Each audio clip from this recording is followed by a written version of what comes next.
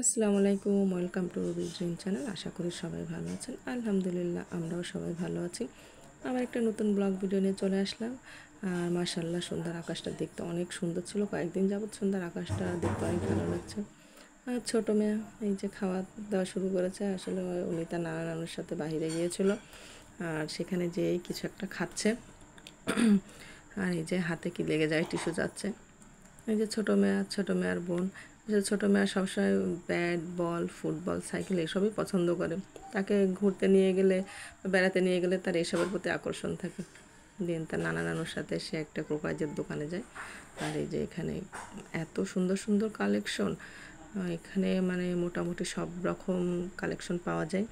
Ceramics থেকে শুরু করে স্টিল প্লাস্টিক সব রকম আইটেমস আছে এই দোকানে। আর এই কালেকশনগুলো আমার ভীষণ পছন্দ। এখানে বিভিন্ন রকম চামচেরও কালেকশন আছে। দেখলে মনে হয় যেন কোনটা থেকে কোনটা নিব। খুব ভালো লাগে এই কালেকশনগুলো। বিভিন্ন আইটেমসের জিনিস আছে এখানে। মানে একটা দোকানে গেলেই সাংসারিক সব কিছু পাওয়া যাবে। ইলেকট্রিক জিনিস থেকে শুরু করে মোটামুটি একটা সংসারে যা কিছু প্রয়োজন সব কিছু এক জায়গাতে গেলেই পাওয়া যায়। বিভিন্ন ভ্যারাইটিস কালেকশন আছে। তারপরে বাসায় আসার পরে একটু পিঠা তৈরি করার জন্য আমরা প্রস্তুতি নেই। আর এই যে আমাদের ইয়ো বুড়ি, সে হচ্ছে কি পিঠা বানানোর আগেই খাওয়া শুরু করে দিয়েছে।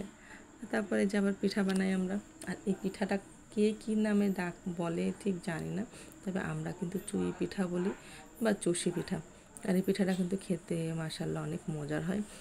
নারিকেল দুধ দিয়ে রান্না করা হয়, গুড় দিয়ে।